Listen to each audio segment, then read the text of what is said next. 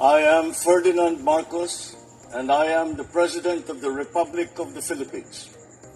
I stand today on behalf of 110 million Filipinos. Hi everyone, hello universe, it's me again. Shout out sa inyo mga kababayan. Naku po. Hi. Oh, nakita nyo yan? Submarine. Alam nyo, sa totoo lang, kung totoosin natin kung gugustuhin po ng bansa natin, kayang-kaya natin bumili guys ng ganitong klaseng sasakyan pandagat pailalim. Naks naman. Hindi pa mabigas yung submarine talaga.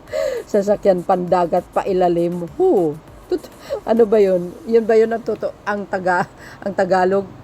Ang alam ko submarino, di ba? So dahil dito mga bes, alam nyo naman ang Pilipinas ay maraming kayamanan yan. No, lalo na diyan sa Ayungin Shoal, diyan sa West Philippine Sea. Ngayon pa natuklasan ng gas. Marami pa. Kaya hindi natin maalis sa isipan natin na maaari pong may magka-interest diyan. Lalo na yung bansang Chikwa, no? So dahil dito mga kababayan, may sinabi po dito, itong submarine na ito, balak yata bumili, Well, abangan po natin yan. Ito ay updates ko lang naman sa inyo.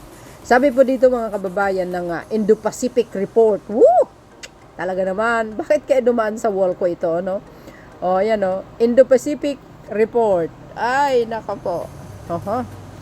Indo-Pacific Report. Sabi po guys ng Indo-Pacific Report, ayan, nako. Philippines eyes submarine from Korea amid rising sea tension. Well guys, no, hindi naman kasi basta-basta din ang South Korea pagdating sa ganitong mga, dekalidad na submarine. Ay magaling naman talaga sila.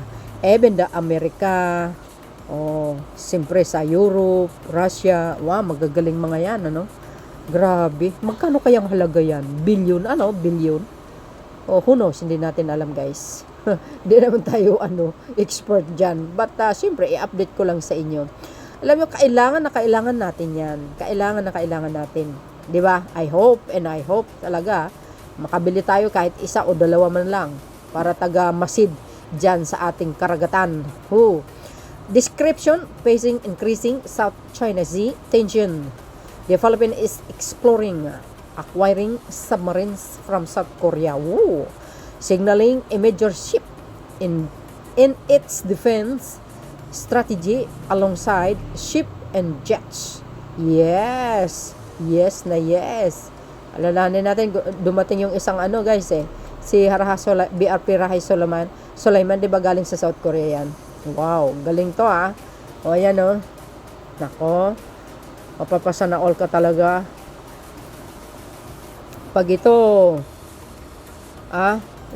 pag nakabili tayo, kahit isa o dalawa lang, under the Marcos administration, ay talagang masasabi natin, ito si Pangulong Marcos Jr. ay talagang gusto niya, na talagang pangmalakasan. Sana yung ganyan din ang ginawa ng mga past admin, na mabigyan din ng kaukulang atensyon itong ating mga kagamitan. Sana nag-imbak sana sila para konti na lang maidagdag.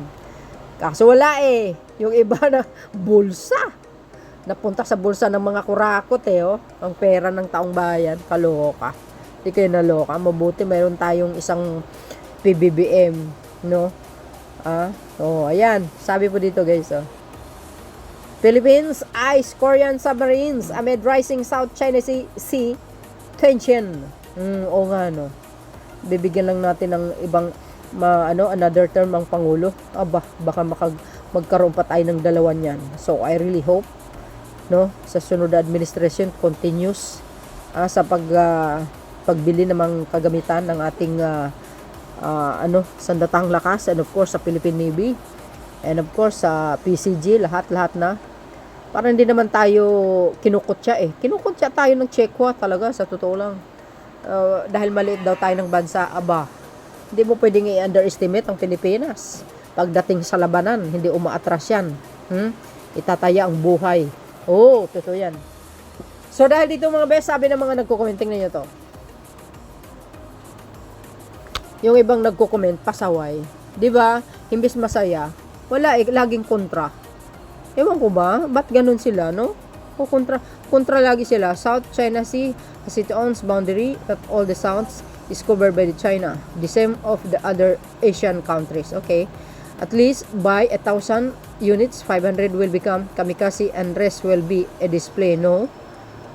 Well, kung si PBBM lang ang pangulo ng Pilipinas, I don't think it will be display lang. No, mali. Alam nga naman, bubili ka ng submarine, i-display mo lang, gunggong. Natural, umiikot yan sa karagatan, dyan sa West Philippines, ikaw naman, oh. Ngayon pa, kailangan natin yan. Si Raulo pala ito, imbis magpasalamat na lang, The Philippines is an archipelago, so we should acquire so many like that to secure our country. Correct! Buti pa to si shoutout kay Danilo Liban. Di ba kailangan natin yan? Anong display na sinasabi mo? Wala ka bang utak? Ayan, 2 or 3 nuclear submarines at 300-meter deep dive capacity with an anti-noise silence technology during missions.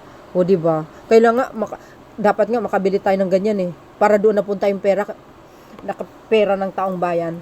Di ba guys? Kaysa naman kukurakutin. Naku po. Oy, naku kayo talaga. Oh. We don't need these submarines. We need a supersonic missile. Ikaw naman, sir. Iba naman yun. Iba naman ng submarine. Siyempre, bibili tayo ng submarine, bibili tayo ng missiles, or mga ibang kagamitan. Ayun na nga, inumpisa ni. Ikaw naman, masyado ka naman. Pairali ng utak minsan-minsan naman, Sabay ganon. Make it fast, not slug, as turtle. The war is near. No. There's no war coming, okay? Oh. Excuse me. Philippines are not turtle.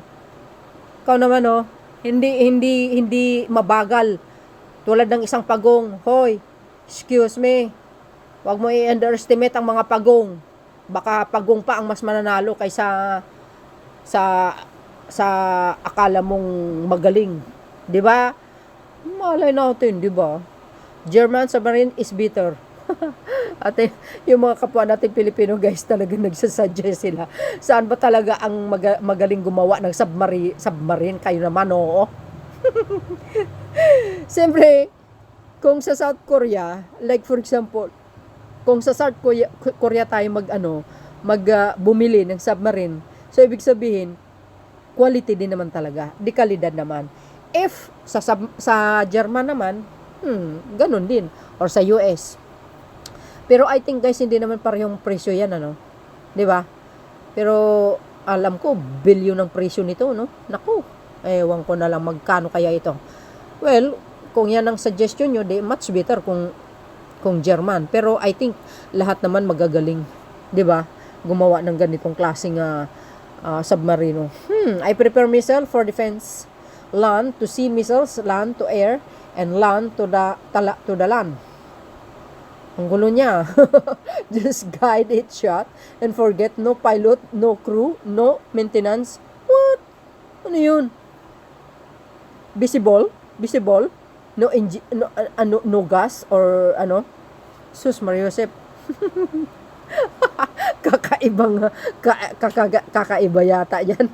Kakaibang missile yan, Unvisible to everyone. Kaloka ka, sera. Mataas yung mahaba yung to the highest level yung imagination mo. Mayroon maganon. Parang halo man, hindi nakikita. Pero kumikita siya ng tao. Wow. Diba? What we need are patrol craft fast, sweep boats, armed with anti-ship missile, with guns, just my opinion. Yes.